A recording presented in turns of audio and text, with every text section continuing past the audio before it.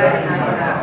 그렇지 아니하면 내 주 왕께서 그 열조와 함께 잘 때에 나와 내 아들 솔로몬은 죄인이 되리이다. 바세바가 왕과 말씀할 때에 선지자 나단이 들어오니라. 혹이 왕께 고하되 가로되 선지자 나단이 여기 있나이다 하니 저가 왕 앞에 들어가서 얼굴을 땅에 대고 왕께 절하고 가로되 내 주왕께서 이르시기를 아도니아가 나를 이어 왕이 되어 내 위에 앉으라 하시나이까. 저가 오늘 내려가서 수소와 살찐 송아지와 양을 많이 잡고 왕의 모든 아들과 군대 장관들과 제사장 아비아다를 청하였는데 저희가 아도니아 앞에서 먹고 마시며 아도니아 왕 만세를 불렀나이다.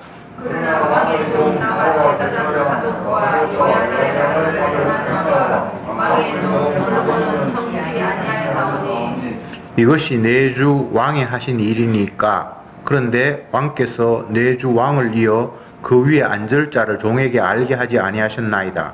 나의 왕이 명하여 가로되 바세바를 내 앞으로 불러라 하며 저가 왕의 앞으로 들어와 그 앞에 서는지라. 왕이 가로되 내 생명을 모든 환난에서 구원하신 여호와의 사심을 가리켜 맹세하노라. 내가 이전에 이스라엘 하나님 여호와를 가리켜 내게 맹세하여 이르기를 내 아들 솔로몬이 정녕 나를 이어 왕이 되고 나를 대신하여 내 위에 앉으리라 하였으니 내가 오늘날 그대로 행하리라. 바세바가 얼굴을 땅에 대어 절하며 내 주 다윗 왕의 만세수를 하옵소서 하니라.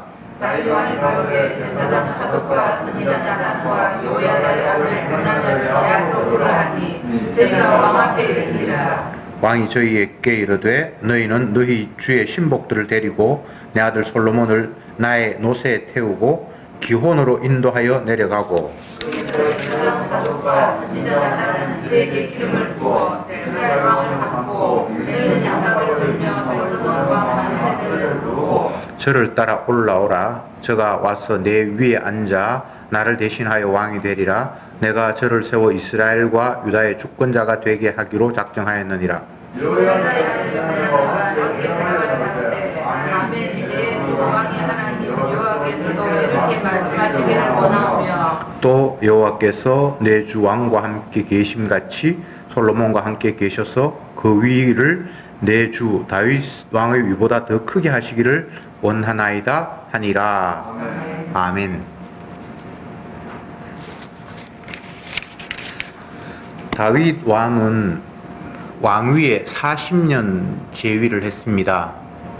지금 현재의 상황은 늙어서 더 이상 왕으로서의 직무를 수행하기 힘들 정도로 오늘 내일 하는 그런 상태에 놓여 있었습니다. 그럴 때에 넷째 아들 맞습니까? 하나, 둘, 셋. 예, 넷째 아들이 아도니아가 자기가 이제 아버지의 뒤를 이어서 왕이 되려고 그 앞에 아들들은 다 이제 없어졌다고 보고 현재 남아있는 아들 중에는 아마 장자였던 것 같습니다.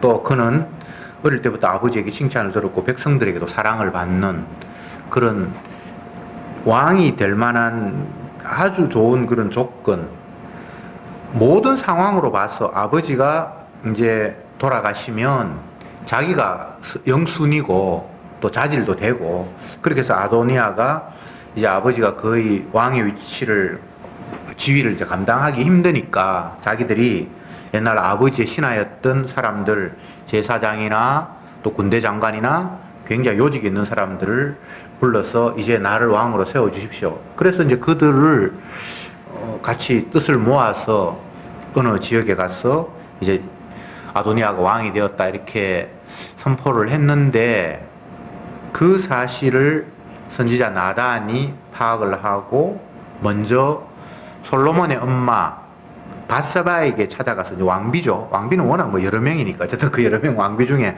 바세바에게 찾아가서 밖에 지금 아도니아가 스스로 높이고 또 왕의 신하됐던 사람들이 또 동조를 해서 지금은 다윗 왕의 위를 아도니아가 지금 물려받았는데 하나님께서 원래 당신의 아들 솔로몬을 왕으로 세우려고 내하고 약속을 나에게 가르쳐 주셨다. 그건 다윗 왕도 다 아는 사실이다. 그렇기 때문에 빨리 왕에게 가서 이 사실을 당신이 먼저 이야기하고 한참 이야기할 때 내가 또 따라 들어가서 그 사실을 다시 왕에게 상기시키도록 하자. 이렇게 이제 약속을 하고 그때부터 이제 오늘 본문이 펼쳐집니다. 먼저 다윗의 사랑하는 아내 밧세바가 왕에게 찾아갔습니다. 그때 이제 왕은 이미 늙어서 몸을 잘 가누지도 못하고 젊은 여인 하나가 수종을 들고 하는 이런 상태에 놓여 있었는데 왕비가 갑자기 찾아오니까 그 나이에 사랑하기 위해 찾아온 건 아닐 거고 왜 왔냐고 물으니까 이실직고합니다. 왕이여, 당신이 아도니아를 왕으로 세우기를 원하셨습니까? 아도니아가 지금 밖에서 잔치를 베풀면서 난리를 치고 있습니다. 내가 듣기로는 내 아들 솔로몬을 당신의 왕의 자리를 이을 거라고 말씀을 하셨고 내가 그걸 들었는데 이게 어떻게 된 겁니까? 라고 이제 사실을 이야기를 했습니다. 그럴 때에 선지자 나단이 이제 또 들어왔어. 이제는 왕비는 잠깐 물러가 있고 나단 선지자가 왕에게 똑같은 이야기를 합니다. 왕이에요. 지금 바깥에는 아도니아가 왕이 되어서 왕 만세를 부르고 난리를 치는데 이게 당신의 허락한 뜻입니까?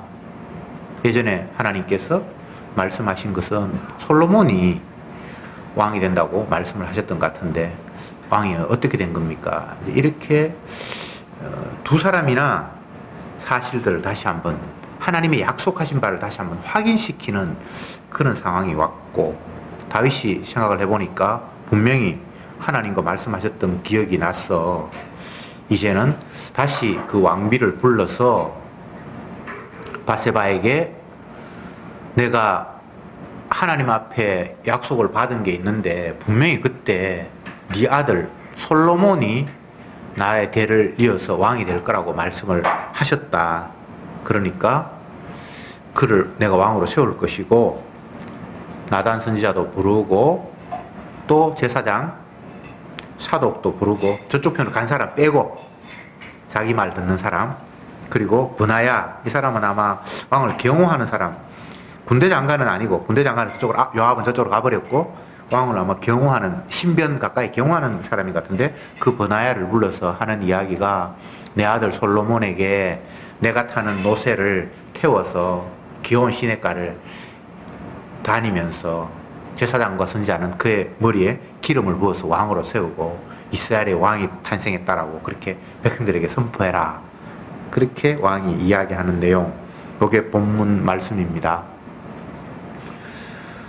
오늘 말씀에서 밧세바가 다시 한번 하나님의 언약을 상기시키고 그 다음 나단 선지자가 다시 한번 하나님의 언약을 상기시키고 그러니까 왕이 그 언약을 기억하면서 언약대로 시행하고 이런 구조가 본문의 내용입니다.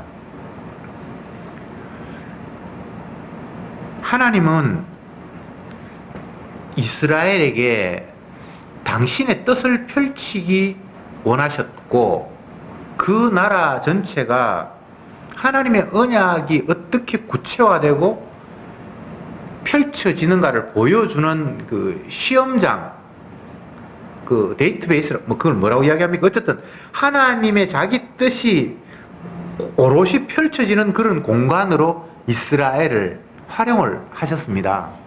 하나님이 선택했다라는 의미를 잘못 이해하면 그냥 그를 좋은 쪽으로 이끌 것이다라는 식의 이해를 할 수 있는데 그것과는 좀 다릅니다.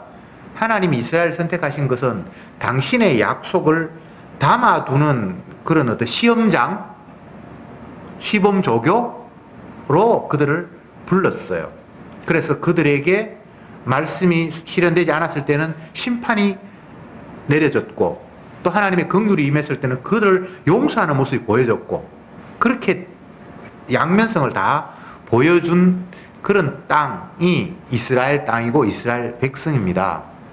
하나님이 그걸 위해서 그들을 불렀죠. 자기 언약을 보여주기 위해서 불렀죠. 12제자도 마찬가지입니다.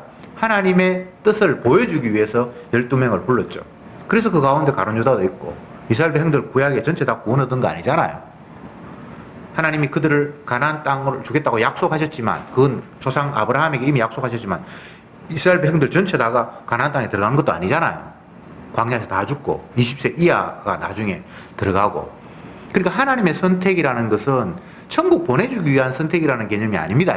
12제자를 불렀다라는 그 개념도 천국 넣어주기 위해서 부른 게 아니에요. 근데 인간은 하나님의 선택이라는 말만 하면 당장 구원과 천국으로 이퀄되는 것으로 생각을 하죠. 그렇게 생각하니까 구약의 말씀이 이해가 안 되는 거예요. 왜 이스라엘이 저주받아야 되며 성전이 왜 파괴돼야 되며 이해가 안 되는 거예요. 다시 말씀드리지만 하나님이 이스라엘을 선택하신 것은 구원 얻기 위해 선택한 것이 아니라 하나님의 언약, 자기 말씀, 자기 약속이 어떻게 펼쳐지는가를 시범을 보여주기 위해서 뽑은 사람들입니다. 그래서 지금 그 시범이 어떻게 펼쳐지는가가 보여지는데 오늘 말씀에서 하나님의 언약을 상기시키기 위해서 첫 번째는 밧세바가 등장이 되고 두 번째는 나단 선지자가 등장하고 마지막에 다시 다윗에 의해서 하나님의 언약이 다시 한번 확인되는 그런 식으로 본문이 펼쳐지고 있습니다. 밧세바는 자기 아들이 대를 이어서 남편의 대를 이어서 왕이 된다라는 거니까 굉장히 개인적으로 중요할 수도 있는데 그런 식으로 볼 이유는 없고요. 하나님이 약속을 주셨어요. 그 아들에게. 요건 성경에 군데군데 나타나지만 제일 상세한 내용이 역대상입니다. 그 뒷부분 한번 찾아볼게요. 열왕기상 뒤에 역대상이 나타납니다. 열왕기상 하뒤에 역대상 22장. 지난주에도 한번 본 것 같은데 한번 더 봅시다. 역대상 22장 6절부터 제가 몇 절을 읽겠습니다. 다윗이 그 아들 솔로몬을 불러 이스라엘 하나님 여호와를 위하여 전을 건축하기를 부탁하여 이르되 내 아들아 나는 내 하나님 여호와의 이름을 위하여 전을 건축할 마음이 있었으나 여호와의 말씀이 내게 임하여 이르시되 너는 피를 심히 많이 흘렸고 크게 전쟁하였느니라. 네가 내 앞에서 땅에 피를 많이 흘렸은즉 내 이름을 위하여 전을 건축하지 못하리라. 한 아들이 네게서 나리니 저는 평강의 사람이라. 내가 저로 사면 모든 대적에게서 평강하게 하리라. 그 이름을 솔로몬이라 하리니 그는 내가 생전에 평안과 안정을 이스라엘에게 줄 것임이니라. 저가 내 이름을 위하여 전을 건축할지라. 저는 내 아들이 되고 나는 저의 아비가 되고 그 나라 위를 이스라엘 위에 굳게 세워 영원까지 이르게 하리라 하셨나니. 이렇게 돼 있죠. 그러니까 이미 하나님은 솔로몬을 다윗의 대를 잇는다라고 말씀을 하셨는데 그 말씀하시는 과정이 어떻게 되어 있는가 하면 다윗이 먼저 하나님 앞에 하나님의 전을 짓겠습니다라고 말씀을 먼저 하나님 앞에 약속을 했을 때에 하나님께서 하신 말씀이 너는 피를 많이 흘려서 성전 짓는 데는 적합하지 않다. 그러니까 네 아들 평강의 아들이 성전을 지을 것이다 라고 하면서 그 아들의 이름을 솔로몬이라 했고 너를 이어서 그가 왕이 되겠다. 그러니까 이제 처음부터 다윗이 솔로몬을 왕으로 생각했다거나 그런 건 아닌 것 같고 성전 짓겠다라고 했을 때 하나님이 그 성전은 네가 합당하지 않고 네 아들이 합당한데 그 아들의 이름을 솔로몬이다 이렇게 하고 그가 너를 이어서 왕이 되겠다고 말씀을 하셨으니까 본인의 의사와는 상관이 없습니다. 누구를 다음 왕으로 세울 것인가는 다윗의 의사하고는 지금 아무 상관이 없습니다. 여러 아들이 있었으니까요. 예. 그런데 하나님이 꼭 집어서 성전 건축과 연관을 해서 그가 적합하다라고 하면서 그를 너의 위에 앉게 하겠다고 약속을 하셨기 때문에 근데 그 약속을 받아서 나단 선지자하고도 그 이야기를 했고 또 밧세바에게도 네 아들이 나의 뒤를 이어서 왕이 될 거다라고 이제 얘기를 했는데 그게 아마 전체 다 공포되고 그렇지는 않았던가 봐요. 그러니까 아도니아 같은 사람이 뭣도 모르고 이제 다음 서열은 나다 해서 자기가 이제 일어나서 왕이 되려고 했고 또 왕을 따랐던 제사장이나 또 군대 장관이나 이런 사람도 그에게 협력을 했고 근데 여기서 지금 중요한 것은 하나님이 무엇을 약속하셨는가가 핵심이에요. 인간적으로 볼 때는 아도니아가 왕이 되는데 하등의 문제가 없습니다. 근데 왜 그가 왕이 되면 안 되죠? 하나님의 언약이 그렇지 않아서 그래요. 이유가 없어요. 솔로몬에게 하나님의 약속이 가 있는 거예요. 솔로몬은 어떤 아들입니까? 다윗의 죄의 증거물이라고 제가 말씀을 드렸죠. 참 이게 우리의 생각과는 너무 달라요. 주님이 하신 일이.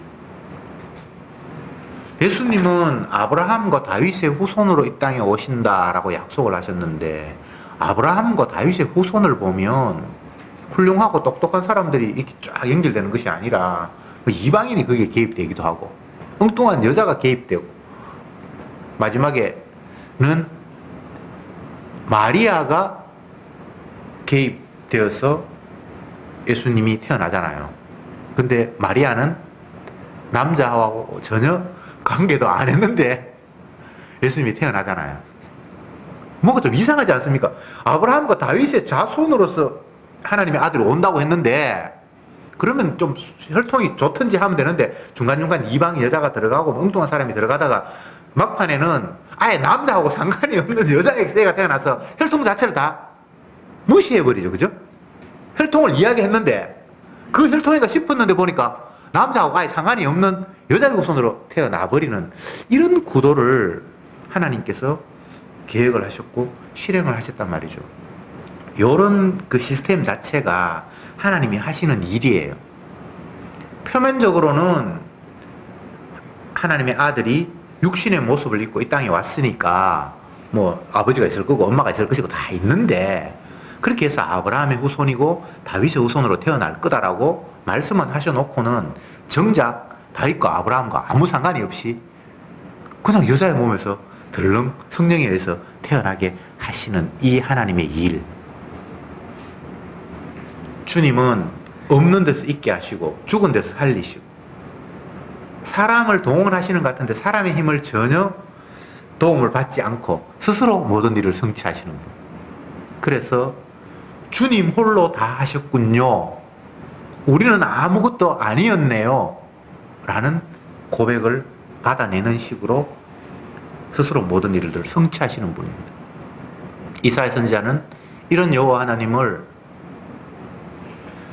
홀로 모든 일을 다 성취하시는 하나님, 자기 열심으로 자기가 말씀하신 내용을 실천하시는 하나님이다 라고 말씀하셨습니다. 그래서 그는 자기가 하신 말을 시건하지 않는다. 말을 해놓고 그걸 씹어먹는 그런 분이 아니다. 말해가지고 그게 헛사로 돌아가는 그런 분이 아니다.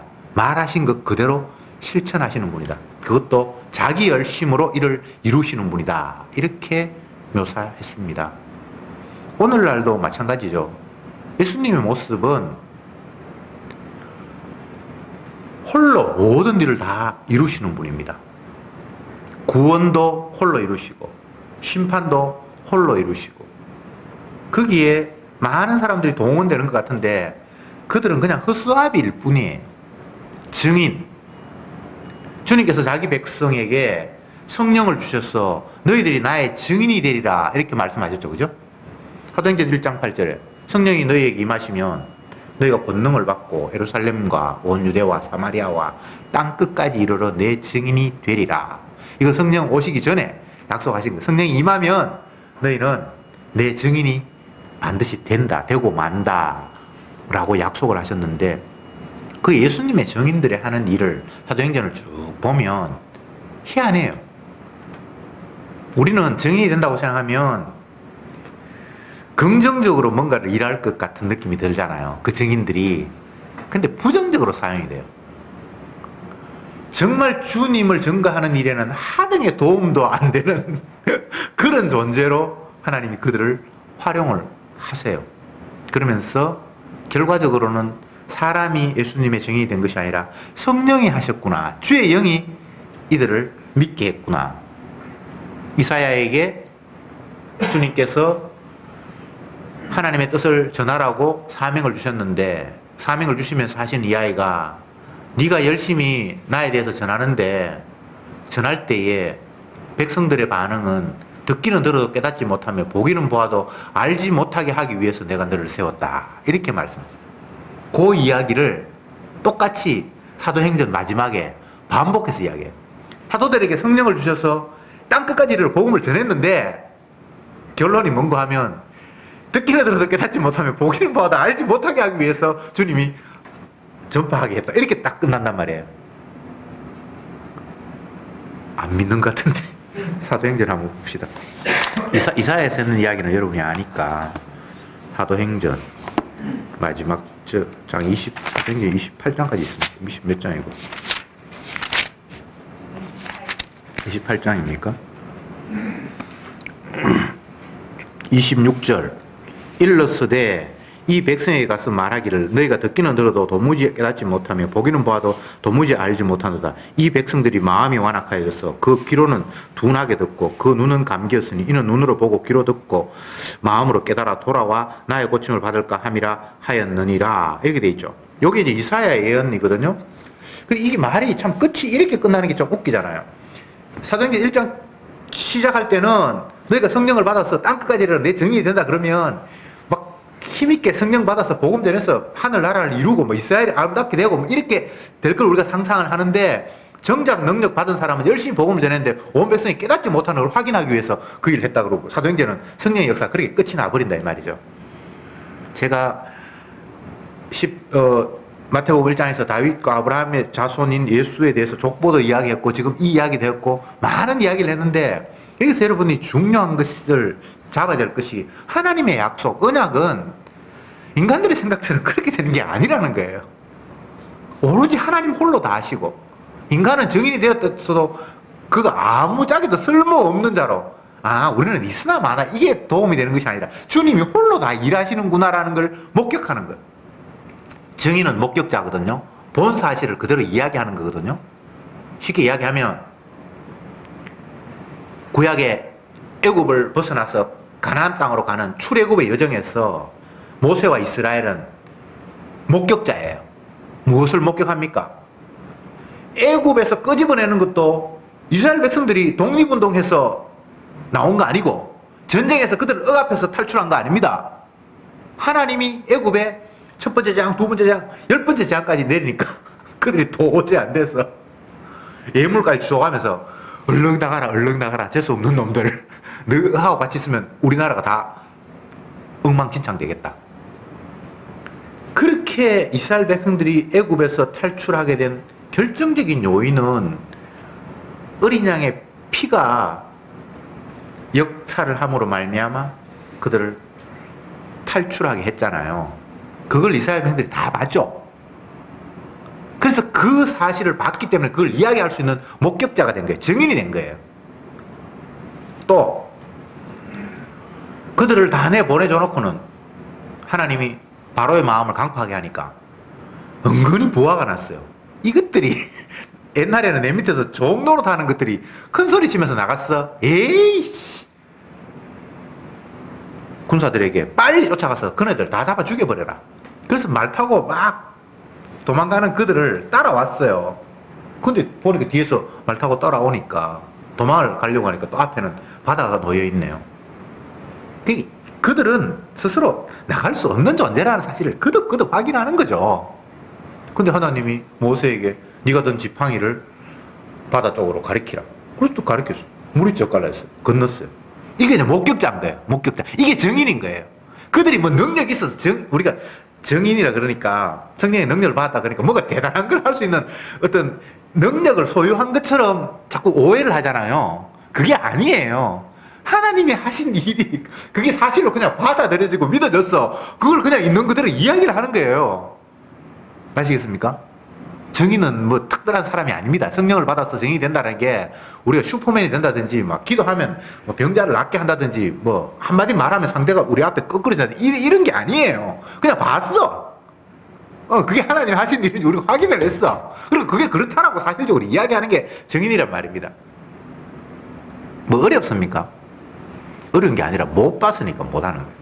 보면 이야기하죠. 아니 그때 그래 모세가 지팡이를 가리켰더니 홍해가 갈라졌어. 그 주님이 하신 거야.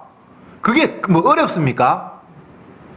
근데 그게 증인이 되어서 믿음으로 그걸 바라보지 못하면 마치 모세가 능력이 있는 것처럼 보이거나 지팡이에게 뭐가 힘이 있는 것처럼 그렇게 느껴지기도 하죠. 그러나 하나님의 은혜로 그 상황을 봤을 때는 주님이 하셨네. 인간은 아무것도 아니네. 애굽의 병사도 아무것도 아니고 우리도 아무것도 아니고 모세도 아무것도 아니고 이 땅에 뭐 하나님 일을 이루는데 뭐 그럴듯한지 도움 주는 거 아무것도 없네. 그냥 주님이 자기 약속을 스스로 이루시네. 그게 증인이잖아요. 오늘날 성령 받은 성도들이 할 수 있는 이야기는 주님 당신이 십자가의 피 흘림으로 모든 일을 다 완성하셨잖아요. 그것 외에 우리에게 무슨 소망이 있습니까? 영생 천국, 주님의 대속의 피 때문에 일어나는 일이잖아요. 그것 외에 우리에게 무슨 가능성이 있습니까? 어떻게 내가 천국을 가요? 하나님의 나라에 어떻게 죄인이 내가 가요? 안 되지요. 근데 예수님이 대속의 피를 흘려 그 피를 앞세우고 나를 인도하셨잖아요. 그냥 이 이야기 하는 거예요. 요게 증인이에요. 이게 전도예요.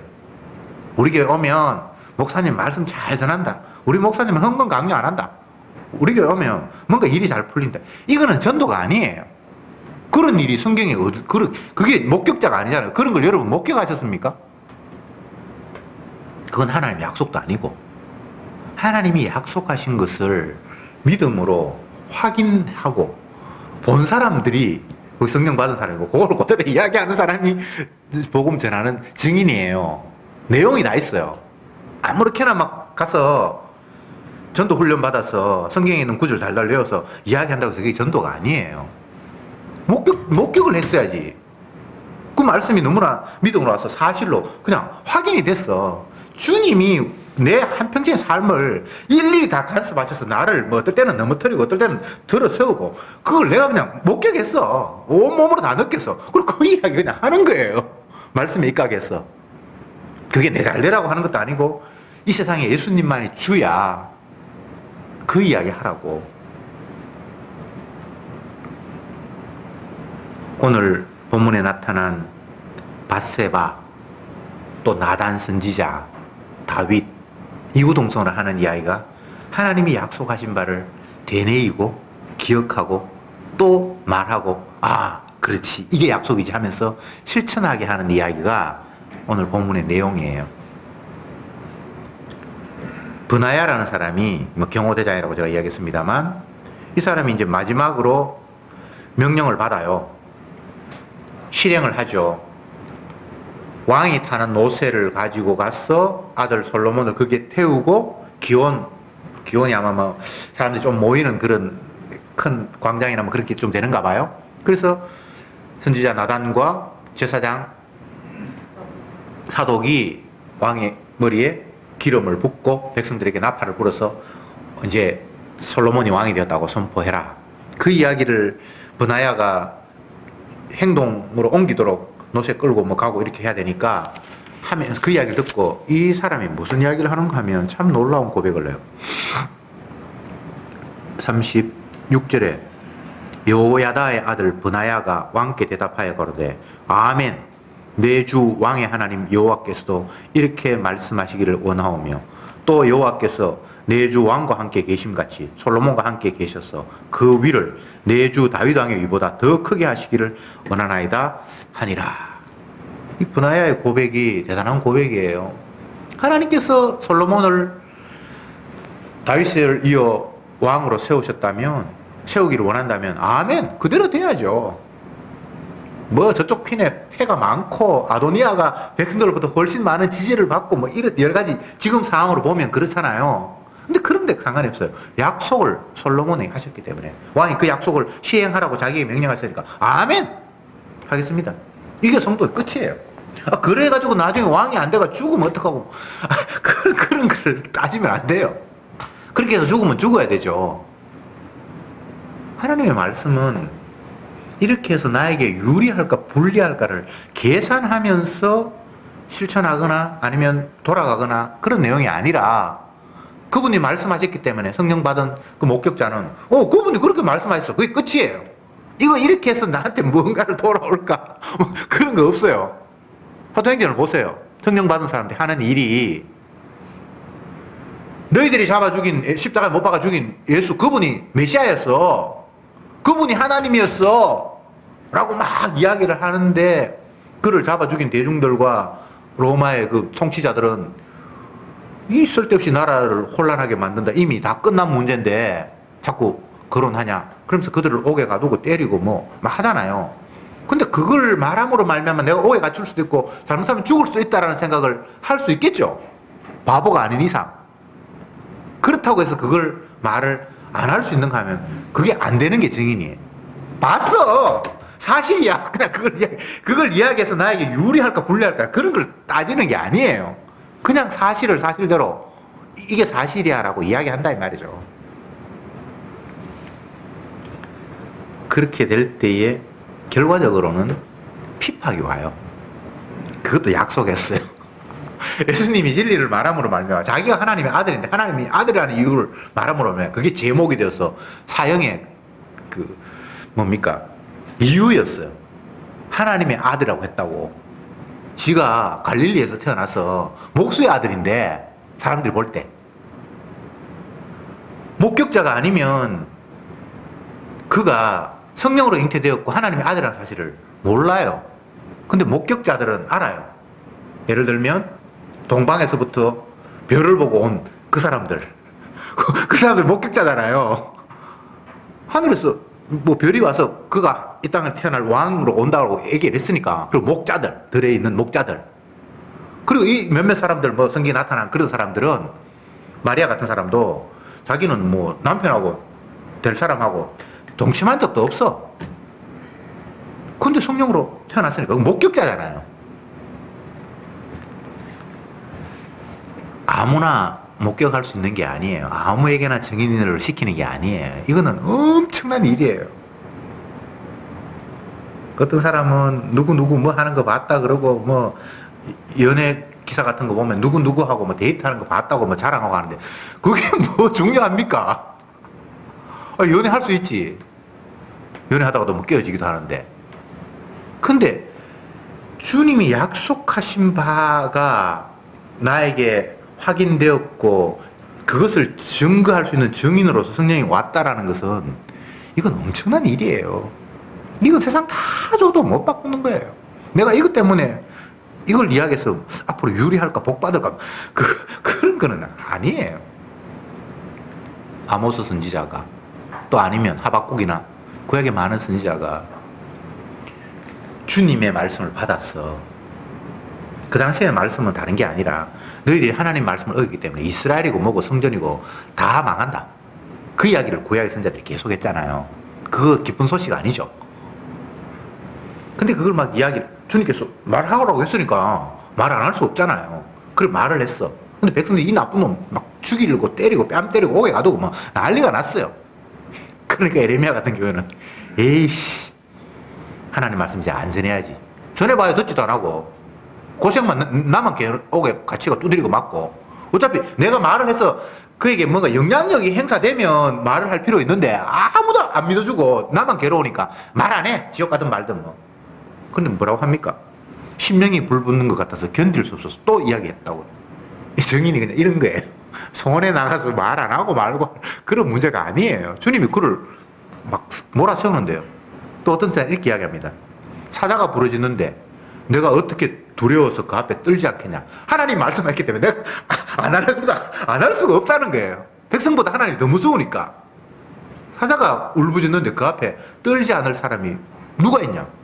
나는 지금 주님의 그 부르짖음 앞에 벌벌벌벌 떨고 있는 상황이에요. 백성들이 별로 안 무서워요. 똑같은 인간이니까. 신약에는 뭐라고 이야기합니까? 네 몸을 죽이는 사람을 두려워하지 말고 네 몸과 영을 영원히 지옥불에 멸하시는 그분을 정작 두려워해야 된다. 사람은 우리를 지옥에 못 보내요. 그렇잖아요. 내 몸을 상하게 할 수 있고 심지어 나를 죽일 수도 있지만 그것도 또 주님이 허락하셔야 되는 거고. 그런 사람들을 두려워하지 필요가 뭐가 있냐라고 이야기합니다. 지금 이제 언약을 제가 말씀을 쭉 했는데 신약에 넘어오면 언약이 굉장히 구체화되죠. 구약에서는 어떤 한 인물을 세워서 왕을 세우고 그 왕을 통해서 만민이 복을 받을 것이다라는 게 언약인데 그게 좀 희미해요. 근데 신약에 넘어오면 그 인물이 구체적으로 예수님이고 그가 자기 백성을 구원하는 모습은 그 백성의 죄를 대신해서 자기 자신이 아버지로부터 저주받음으로 말미암아 그들에게 갈 저주를 막는 식으로 구원하시는 것이 하나님의 약속이었어요. 근데 그걸 왜 그렇게 했는가? 여기서 또 마귀가 어떻게 우리를 유혹하는가 하면, 한 개인이 지옥 가야 되는데 구원받았으니까 이 혜택이 얼마나 좋아. 한 개인의 구원이 최종 목적인 것처럼 사람들은 생각하게 만들었어요. 모든 종교가 자기 구원, 내 천국 가고 내가 복 받는 거. 오늘날 기독교도 마찬가지고 우리 의식 가운데도 그게 거의 다예요. 그게 마귀의 유혹이에요. 주님은 우리 구원하려고 죽은 것이 아니라 자기 자신의 주되심을 드러내기 위해서 자기 사랑을 나타낸 거예요. 무슨 말인지 이게 전혀 다르잖아요. 목적이 나를 구원하려고 주님께서 죽으셨다라고 이렇게 생각하는데, 그게 아니라 자기 자신의 사랑이 얼마나 대단하고 이 세상에 자기 자신이 최고 대빵이고 주인이라는 사실을 보여주기 위해서 자기 백성을 위해서 죽은 거예요. 그리고 자기 백성은 그것 때문에, 주님의 사랑 때문에 구원을 얻은 거예요. 핵심이 다르죠. 내 구원을 위해서 예수님 죽은 것이 아니라 자기 자신의 주되심의 자리에 앉기 위해서 죽으셨어요. 빌립보서 요 한 구절 찾아보고 마칩시다. 빌립보서 2장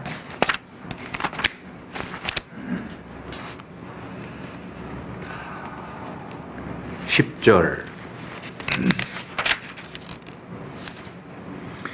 하늘에 있는 자들과 땅에 있는 자들과 땅 아래에 있는 자들로 모든 무릎을 예수의 이름에 꿇게 하시고 모든 입으로 예수 그리스도를 주라 시인하여 하나님 아버지께 영광을 돌리게 하셨느니라. 지금 이게 언약의 핵심이라는 거예요. 예수님이 어떤 분인가 하면, 하늘에 있는 자든 뭐 천사든 뭐든 땅에 있는 인간이든 땅 아래에 있는 뭐 모든 것이든 모두를 예수님 앞에, 이름 앞에 무릎을 꿇게 하고, 그분이 주니까, 그리고 모든 입으로 그분이 주라고 고백하고 시인해서 하나님 아버지께 영광을 돌리게 하셨다. 이게 최종 목적이에요. 여기에는 인간을 위한 구원이 없어요. 예수님이 주 되시는 게 목적이에요. 그리고 그분의 사랑을 마음천하에 전파하는 거예요. 내 사랑 이렇게 대단해. 근데 우리는 자꾸 내 구원 쪽으로 관심을 가지잖아요. 내 아들 구원해 주세요. 우리 남편 구원해 주세요. 나 구원해 주세요. 그러면 주님의 영광이 어디 갑니까? 이러나 저러나, 심지어는 지옥에 가도 결국은 예수님을 주라고 고백할 수밖에 없어요. 아, 내가 그동안 그거 안 믿었는데. 거지 나사로와 부자 이야기에서 부자가 지옥 가서 나사로 말이 맞았네. 나는 뭐 연락하고 화롭게 날마다 잔치하면서 그 거지를 불쌍히 여기서 제가 뭐 알겠노? 내가 떡이나 하나 주면 얻어먹는 저 거지. 근데 그가 맞았네. 나사로를 보내서 내 동생은 여기 오지 말게 하옵소서. 결국은 예수님 앞에 무릎을 꿇는 거고 주로 시인하는 모습이잖아요. 이게 주님의 목적이에요. 천국 갈 사람만 주님을 찬양하고 시인하는 게 아니라 지옥 가서도, 아, 예수님 당신이 세상의 주인이었군요. 그걸 주님이 목적하기 위해서 목표로 하면서 모든 것을 운행해 가시는 거예요. 우리는 뭐 복음을 통해서 이 사실이 깨달아졌으니까 내가 이 땅에서 어떻게 살고 어떻게 편안하고 그게 관심이 아니에요. 잠시 다 사라져 버릴 것들을 뭐 텐트 생활 2박 3일 하는데 뭐 경치가 좀 좋으면 어떻고 안 좋으면 어떻습니까? 좋을 수도 있고 안 좋을 수도 있고 바닥이 편편할 수도 있고 조금 불편할 수도 있고, 그건 목적이 아니에요. 하나님이 하신 일을 위해서 울게도 하시고 웃게도 하시고 가난하기도 하시고 부하기도 하시고 높이기도 하시고 낮추기도 하시고, 뭐 우리의 인생 가운데 어떨 때는 또 그럴 때도 있고 저럴 때도 있고, 근데 그게 중요한 거 아니잖아요. 그런 모든 과정을 통해서 예수님이 주라는 사실을 드러내고 자랑하고 정인 만들려고 나를 그곳에 보내셨잖아요. 정인이 화로운 자리에 앉았으면 정인이 됩니까? 그건 착각이에요. 고통받으면서도 주님의 사랑이 하셨는데, 주신 자도 여호와시고 취하신 자도 여호와신데 나 빼앗아 갔다고 해서 내가 주님을 욕할 이유가 없지. 그래서도 정인이 되고, 또 아니면 높은 자리에 올렸어도 이건 내 자리가 아니야, 이건 주의 자리야, 주가 하셨어, 이렇게 정인이 되고. 정인 못 될 자리는 없습니다. 어떤 환경도 주님께서 인도하셨을 때 정인으로서의 감사, 예수 그리스도의 주되심을 노래할 수 있습니다. 기도합시다. 주님, 감사합니다. 오늘 말씀을 통해서 밧세바도 나단 선지자도 다윗도 주님이 약속하신 바를 다시 한번 되뇌이고 기억하게 하셔서 그 약속을 실현하는 일에 동원이 됨을 말씀을 통해서 확인했습니다. 바로 성도는 이런 존재인 줄 믿습니다. 어디를 가나 무엇을 하나 주님의 약속에 끌려서 증인되는 삶, 예수 그리스도의 십자가의 증인으로 살아가는 저들인 줄 믿사오니 더 이상 내 계획, 내 뜻, 내 평안함을 하나님의 말씀보다 더 앞세우는 어리석은 자가 되지 않게 하옵소서. 예수님 이름으로 기도드립니다. 아멘.